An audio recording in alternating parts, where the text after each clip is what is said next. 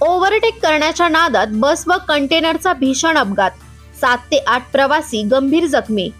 कोपरगाव शहरातील नगर मनमाड महामार्गावर बेट नाक्याजवळ रविवारी सायंकाळी 4 वाजेच्या सुमारास एसटी बस आणि कंटेनरचा भीषण अपघात झाला असून बसमधील चालकासह 9 प्रवासी जखमी झाल्याची माहिती असून अपघातात एसटी बसचे मोठे नुकसान झाले आहे।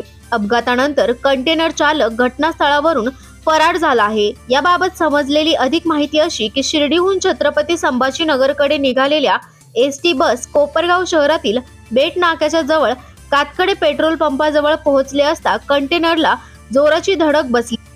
या अपघातात 9 प्रवासी गंभीररित्या जखमी झाले आहेत। अपघात एवढा भीषण होता की अपघाताच्या आवाजाने परिसरात मोठी गर्दी निर्माण झाली। जखमी असलेल्या प्रवाशांना कोकमठाण नजीक रुग्णालयात उपचारासाठी दाखल करण्यात आले आहे।